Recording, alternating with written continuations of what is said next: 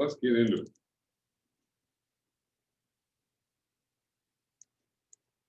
We are here. Hopefully you had a chance to look at this, maybe not, maybe, we'll see. Find the pH of a 0.05 molar solution of trimethylammonium chloride with a pK of 9.799. If we take the antilog of that, we get a Ka value of 1.59 times 10 to the negative 10. This is quite a weak acid. And we know from the shortcut that I talked about, or excuse me, or if you did my table, you would know that 1.59 or Ka times 10 to the negative 10 is equal to x squared concentration of proton divided by the formal concentration, which for us is 0.050 minus x. As I mentioned, we're going to use this minus x. We're going to ignore it for now. So I'm just going to put a little box around it. We go through, we solve, and we end up with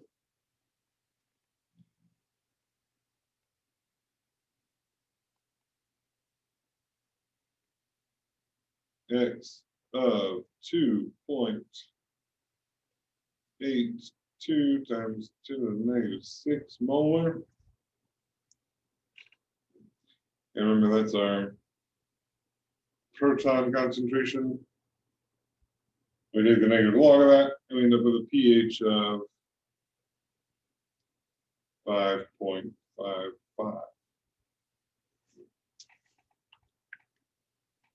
And so a couple of things, I went back and I looked at what our book says about this small x approximation. I think that's actually the next slide, so maybe I won't get ahead of myself, but we can double check our small x, and 2.82 times 10 to the negative 6 divided by 1.59 times 10 to the negative 10. This is something like 15,000. All right, it's a big number, much larger than we need to ignore that minus x. And so minus x is ignored. So we're okay doing that.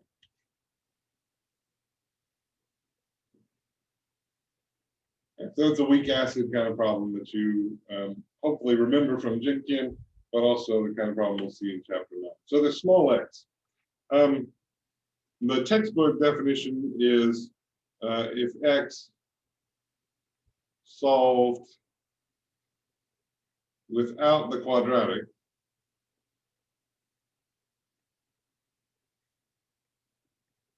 is less than or equal to 1% of the formal concentration. And so I told you 0.1%, just a different textbook I was using. Since we're using Harris this semester, I will stick with his definition, and we'll say that 1% of F is small enough to ignore that minus X. And so just as a quick reminder, X over F has to be less than or equal to 0. I told you the last time we were together it had to be 0.001. Let's stick with 0.01. Okay. There's another set of rules that compare X to Ka. That compare F to Ka. If F is large and Ka is small, then of course both of those things play into how big X is. But you can make some rules on that as well. If F is greater than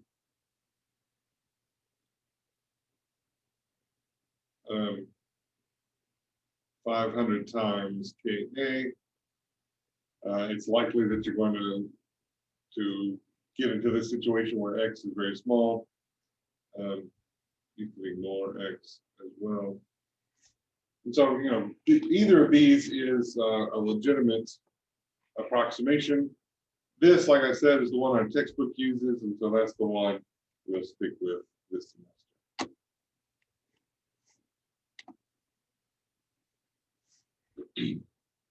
All right, any questions about that small x?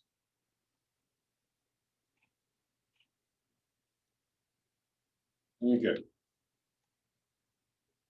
So something that x really tells us, something that x is, physical representation of that x is this fraction of dissociation. It's telling us, okay, I'm putting this weak acid in there. How much of that acid is actually breaking apart? How much of that acid is becoming H plus and A minus, and how much of it is staying together as HA? For something that's totally soluble, of course, we expect that this fraction of dissociation is 100 or nearly 100%.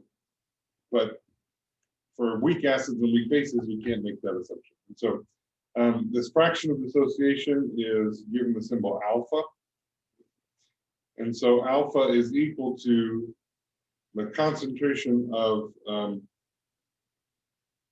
our A minus divided by the concentration of A minus plus HA. A couple of reasons we do that,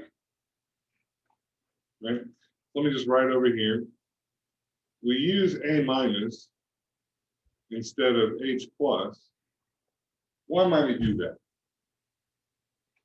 A minus comes from HA. Where does H plus come from? HA. Comes from HA, but also Water.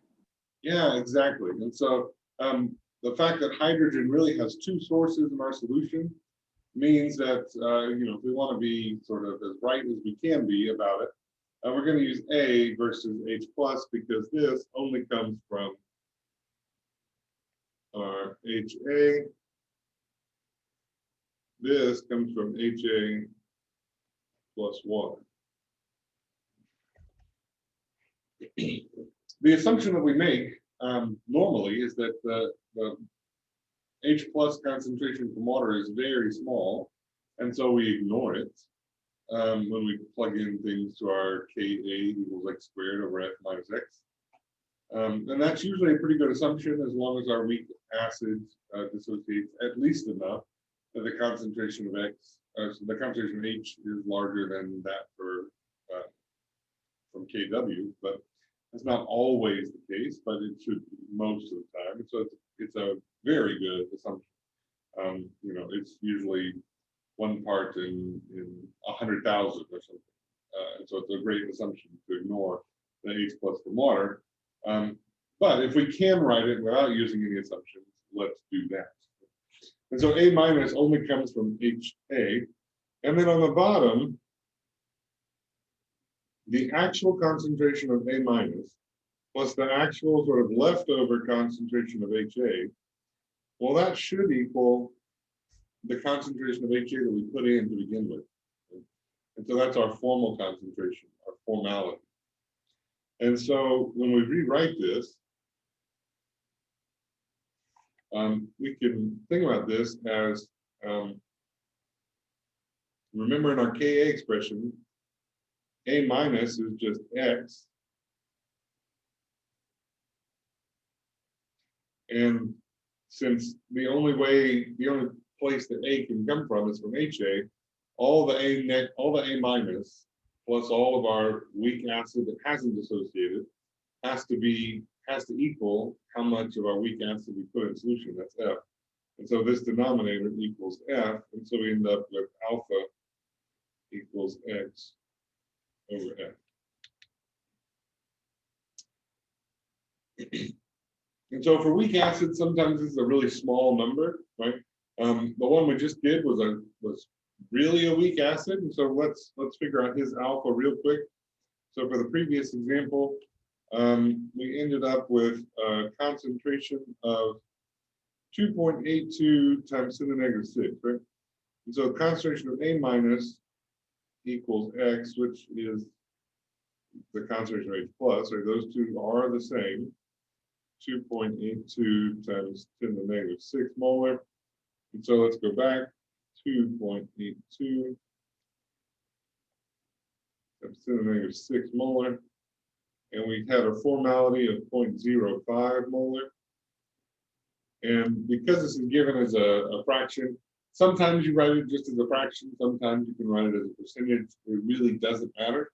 But just remember to multiply by 100 if you do give it as a percentage.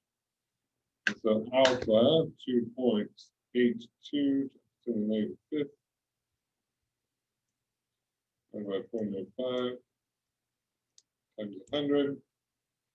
So we're looking at 0.056% dissociation.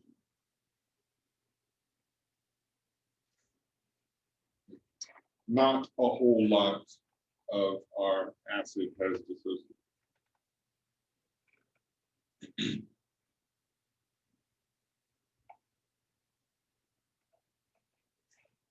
Okay. Weak base equilibria. We know that weak base and weak acids are interchangeable. I wanted to go through this for just because the way that we write Kb and Ka is different, and I wanted to make sure I sort of drill that into your head. Right? For our Kb expression, remember it's base plus water in equilibrium with BH plus and OH minus. Okay. And so when we write our equilibrium expression, again, this is our ice-stable water is a pure liquid. We don't care about water. We start with some formal concentration of our base, and we start with no BH plus or OH minus. Again, that assumption is that the X we're going to generate is much larger than the OH minus present in our water. Minus X for our reactants, plus X for our products. If minus X here, X and X. And so since I've written this in terms of Kb instead of Ka, we end up with Kb is equal to X squared over F minus X. And when you go to solve, just be mindful that X is equal to the concentration of OH minus, not H plus.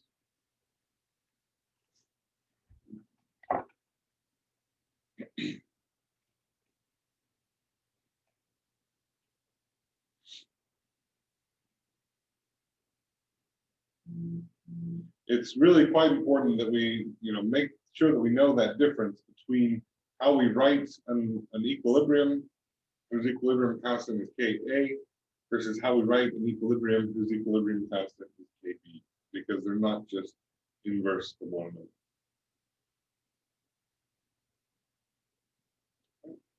another. Okay, so a quick weak base example. We have an ammonia solution with a concentration of 0.081. The ammonia ion has a pKa of 9.245. pKa. So, and that's the ammonium ion, not ammonia as a base. So, how are Ka and Kb related? KW. That's right, they're related through Kw. So, first off, we need to find Ka. So Ka is 10 to the negative 9.245.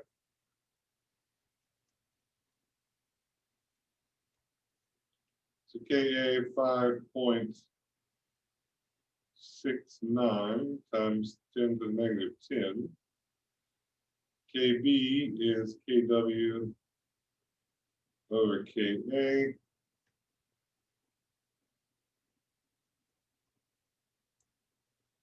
We get a Kb value of 1.76, which is the negative 5. So go ahead and find the pH for that solution. I'm going to give you a minute to work on that before I start writing everything down.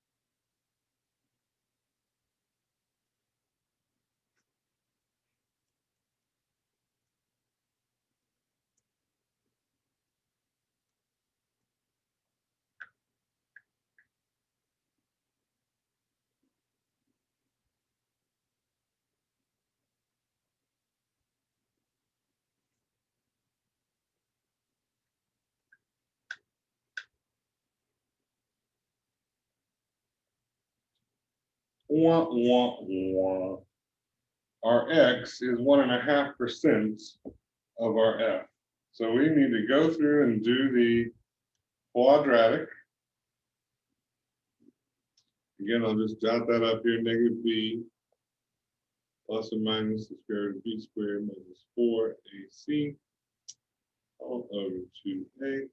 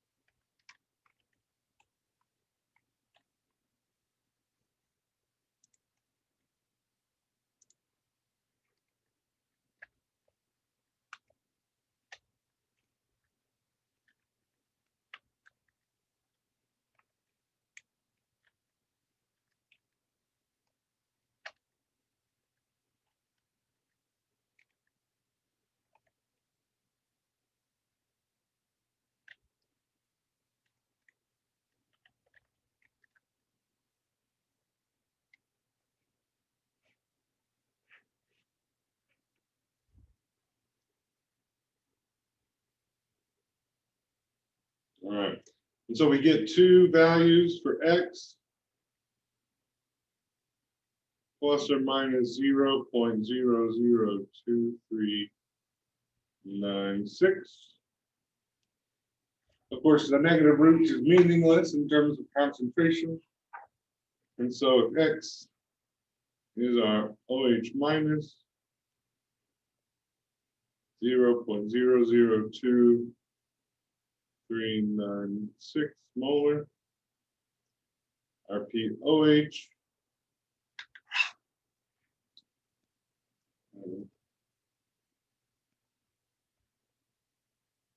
oops,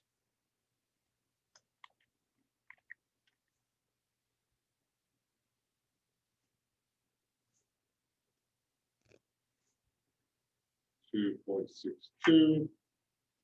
So our pH 1.38.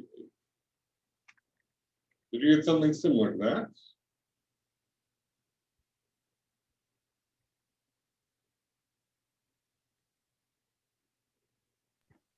I actually did get the same as that, but how did you get negative 5.7 times 10 to the negative 6?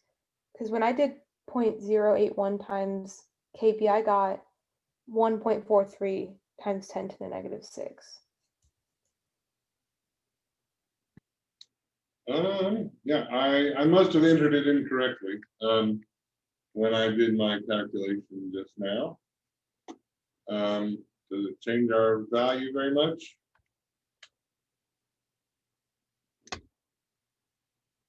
Sorry.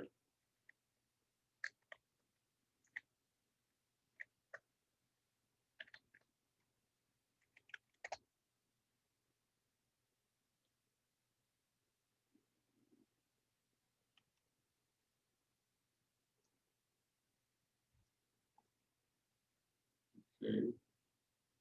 So it changes our value a little bit.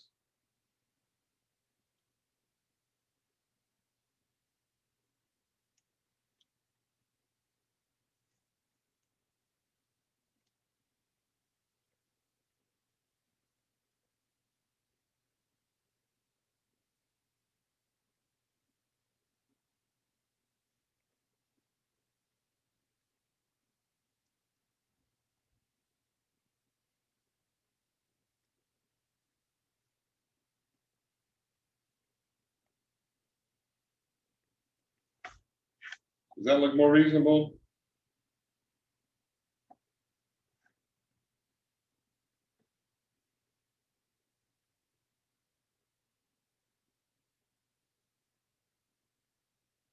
I had a calculator error. Happens to the best of us. 1.76 to the -5.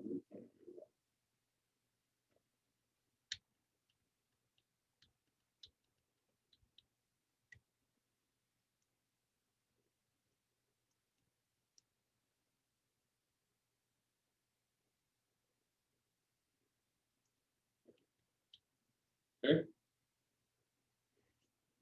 So 11.07. Now this one was really close to 1%, right? Maybe we could have gotten by with ignoring it. If you do the math and go through it, to get the pH, if you had ignored X, you get 11.08, right? Not a big deal, probably, but that cutoff has to be somewhere, and so that cutoff is at 1%. So quadratic formula for us. Okay?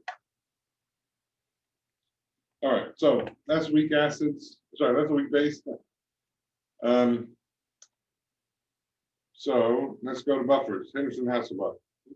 Henderson-Hasselbalch.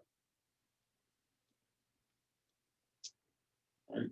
Just as a quick reminder, since it's been a while for Gym Chem for some of you, when we talk about a buffer, right? Buffered solutions resist concentration changes.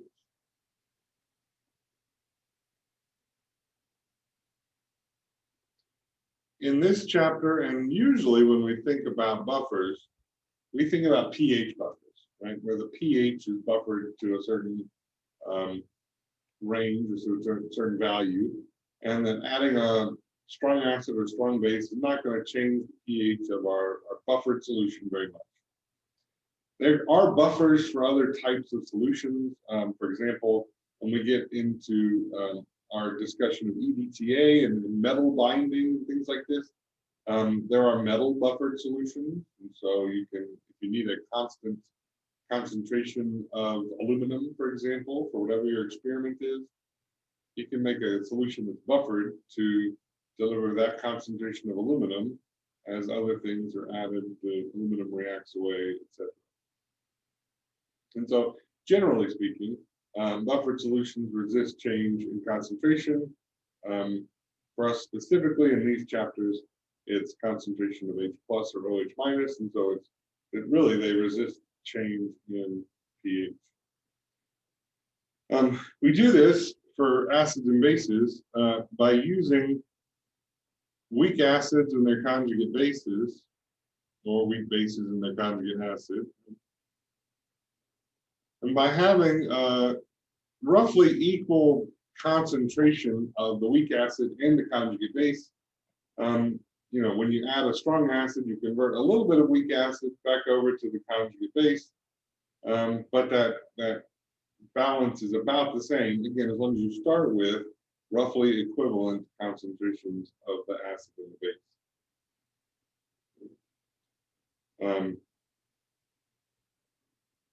So the textbook goes through the derivation of the Henderson-Hasselbalch equation. If you would like to go through that, you are more than welcome to, and I'm happy to help you. But here is the pH, the buffer equation for pH buffers. pH is equal to the pKa plus the log of the conjugate base over the acid.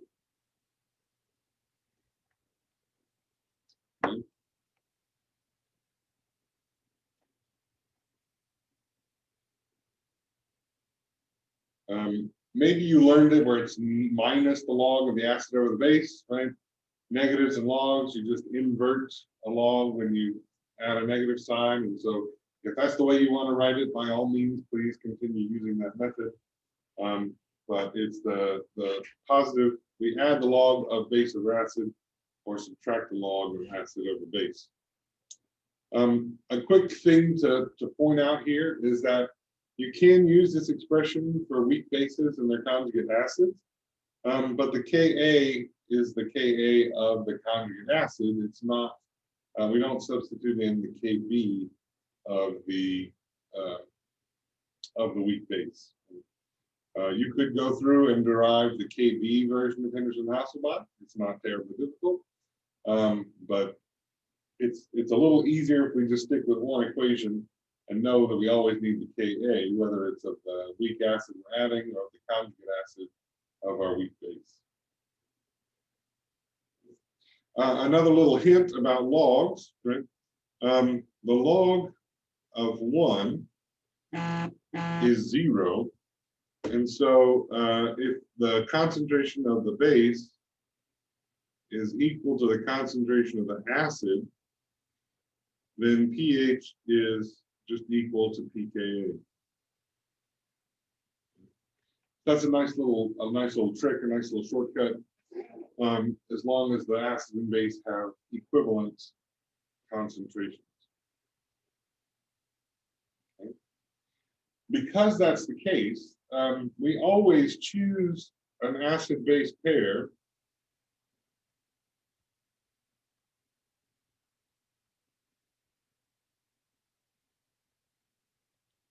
whose pH is pretty close, or sorry, whose pKa is pretty close to the pH you're interested in.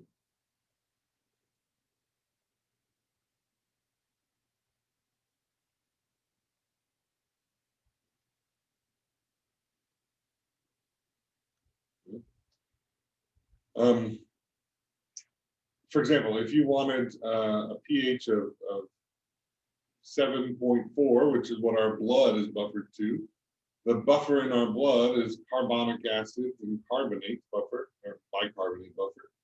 And so that buffers it to about 7.4 or something like that. If you wanted to buffer something to the conditions in our stomach, however, which is a pH of 1.5, we would not use carbonic acid because the pH and the pKa are very different. You'd end up with a whole heck of a lot of weak acid and just the tiniest tiny bit of conjugate base, which would make for a pretty lousy buffer. Right? Generally speaking, you need roughly equivalent concentration in order to have a good buffer that works in either direction. The questions about Henderson-Hasselbalch are sort of the buffer overview here. All right. So here's a quick example. We have a sodium hypochlorite solution.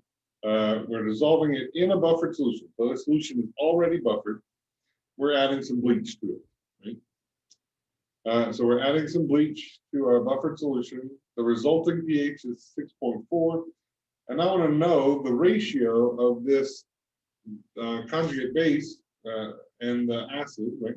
The base that is in our bleaching agent, that OCl minus, that hypochlorite, and the acid that he comes from, the hypochlorous acid in the solution, and we're given the pKa of hypochlorous acid.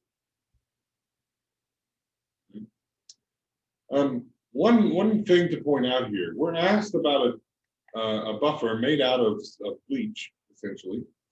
But it tells us that the solution was already buffered. Do we need to know what that buffering agent was to begin with? The answer is no. The reason being, there's really only one source of H plus in the solution. Not one source. There's only one possible concentration of H plus in the solution. And so it doesn't matter that the pH changed with our bleach. The pH is going to be the same for the bleach buffer, that's the one we're interested in, as well as for the buffer that originally buffered the solution. And so it doesn't matter if those are different systems, because the pH has to be identical. Okay? So let's set this up. pH equals pKa, gives it to us here. Oh, sorry, the pH is 6.4. That's equal to the pKa, 7.53, plus the log of OCl minus over HOCl. Now, it doesn't ask those concentrations in particular. We need a little bit more information if it did. But just ask for what that ratio is. So we are fine leaving it as a ratio. This ratio of OCl minus HOCl. We just have to do a little algebra, 6.4 minus 7.53. Take the anti-log of that. And we get a ratio of 0.074.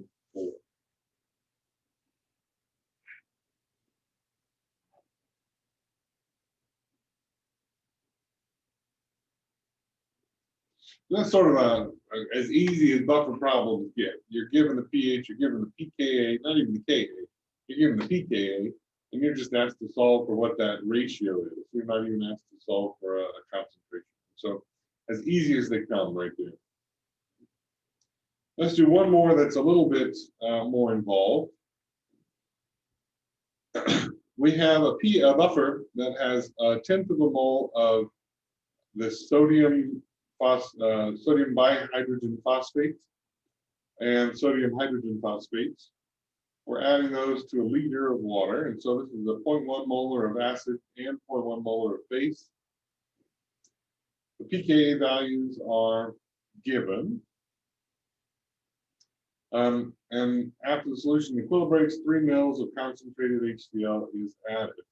We're going to ignore that 3 mils out of our liter volume, so we don't have to recalculate our concentration.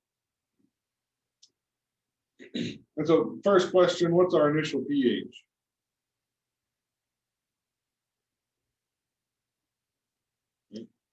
Our initial pH, well, the concentration of the base equals the concentration of the acid, so we just have to figure out which pKa is the right pKa.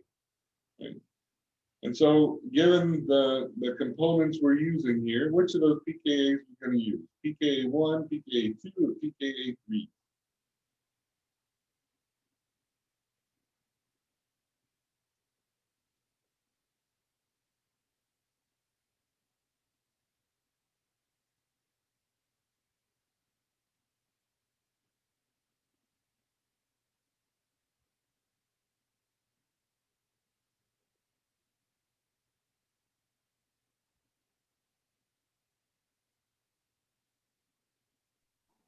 Is it pKa? I'm sorry, you broke up a little bit. pKa, Number 1.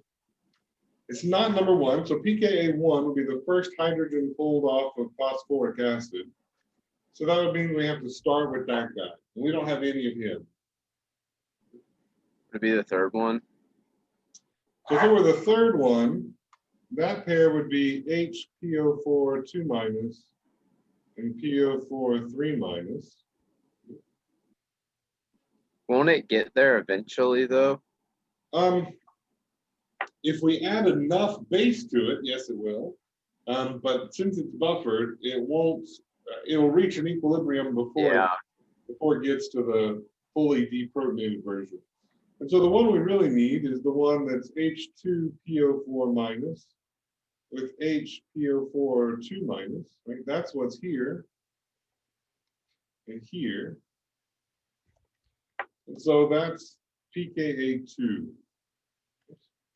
That's pKa2. And so our initial pH equals the pKa.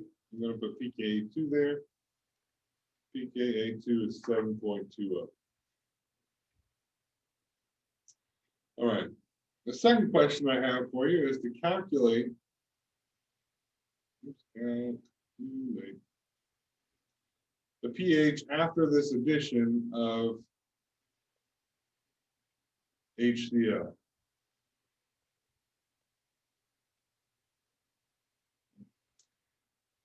And so I'm going to go ahead and write up a quick ice table here.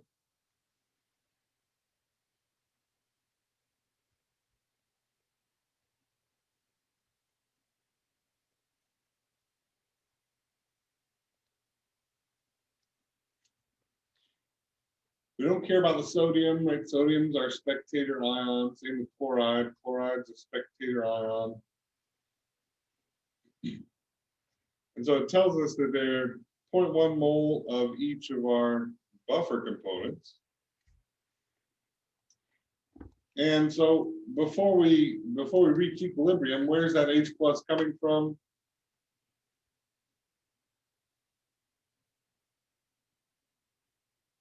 H2PO4.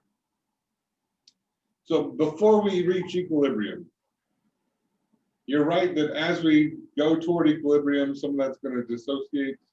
But before here at our initial line, H plus is coming from Water. It's coming from water, and it's coming from the strong acid we just added. Okay? And because the HCl that we added is a strong acid, we can ignore the water for sure. Okay? And so we're just going to worry about the concentration of H plus from the HCl. Let me do a quick dilution calculation here. So we had 3 milliliters, 12.1 molar. And I'm putting that into 1,000 mils of, I don't know, molar. And so my concentration is 0.0363. I didn't use 1,003 molar, 1,003 mils on the right because I said that we can ignore that increase in volume. Okay. And so my H plus is 0.0363. In buffer kind of problems, the thing to keep in mind is that the buffer is going to react with the strong acid. Right? Strong acids react. And so we have to get rid of all of our strong acid. There's no X here. We know what X is.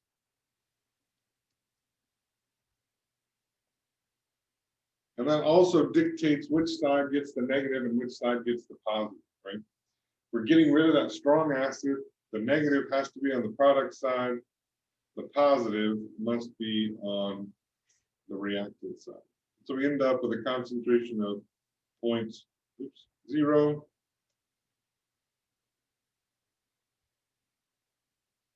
I'm sorry.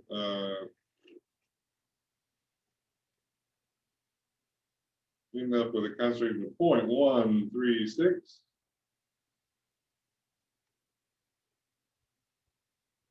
For our acid, we end up with a concentration of 0.064 for our conjugate base, and we got rid of our strong acid.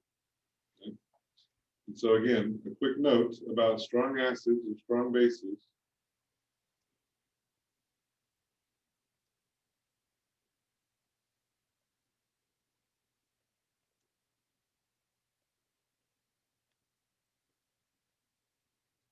We have to use those up completely, or as much as we can, right? We could run into a situation where we're adding more strong acid or strong base than our buffer can handle, in which case we can't have negative concentrations. But we're going to get rid of as much as we can in our ice table here. So now we have new concentration for our acid and a new concentration for our base. And so we can calculate that pH. pH equals pKa 7.2 plus the log of our base 0.064 for our acid 0.136. So 0.064 divided by 0.136. Take the log of that. We're going to add it to 7.2. So what's our resultant pH after the addition of that HCl?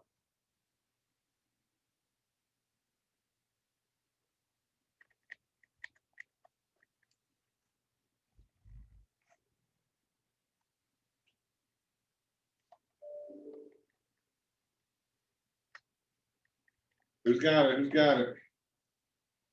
6.87 or around 6.9. Yeah, 6.87. Remember for pHs, this first digit is not a 6-dig, and so we're cool with 2 digits after the decimal. 6.87, excellent. Now, just very quickly, imagine that we didn't have a buffer there, and we just put 3 mils of 12.1 molar HCl into that liter. And so this is our concentration of HCl. If we just take the negative log of that, 0.0363 times negative log, we get a pH of 1.44. And so we went from neutral, 7, to 1.44, which is 3 mils of concentrated HCl. But with our buffer, we went down from 7.2 to 6.9, right? And so we went down by a third of a pH unit rather than by more than almost 5.5 pH units. And so the buffer really helps maintain our pH. All right. The last topic in chapter 9 that we're going to talk about deals with buffer capacity. Buffer capacity is essentially what we've just been talking about. It's how much of a strong acid or a strong base do we have to add in order to change the pH. So buffer capacity is given the symbol beta. And we can write it as either in terms of base or acid, but it's the number of moles of base, I'll do base first, divided by the change in pH. And that's equal to negative the number of moles of acid divided by the change in pH.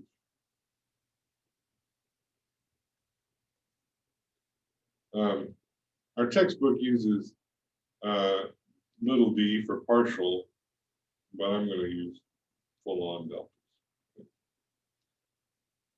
And so Na or Nb, these are the moles of acid or base added to the buffer.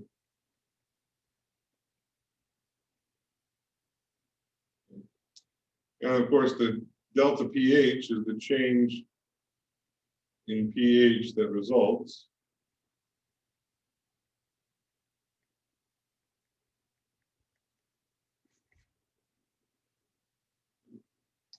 And so for the one we just did, we added 0.0363 moles of our strong base, strong acid, HCl, and our pH went down by 0.33 units, negative 0.33. So that's why the acid bit has this negative sign out front, because if you add an acid, your pH is going down, so delta pH is going to be negative. Beta should never be a negative number. And so 0.0363 divided by 0.33, we get a pH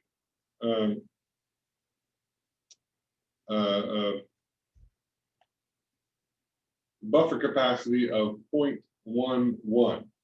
And so the units on this are just moles, right? But it's moles per 1 pH unit.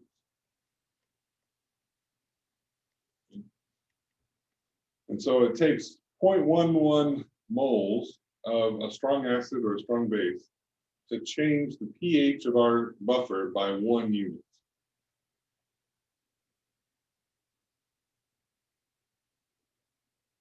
Why 1 unit? Because that's really the useful range for a buffer, right? So buffers are most useful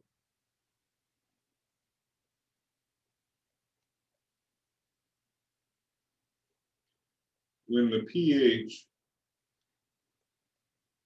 is equal to pKa plus or minus 1. And so that's why we sort of set the standard for buffer capacity to 1 pH.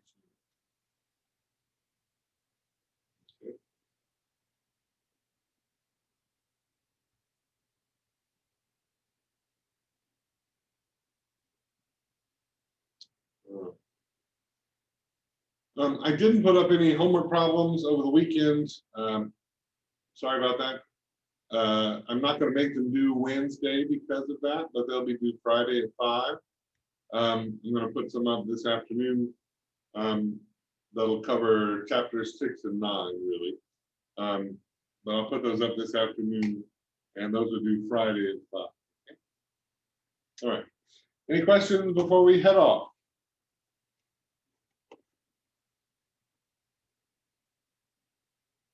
Hearing none, I hope that you have a wonderful Monday afternoon.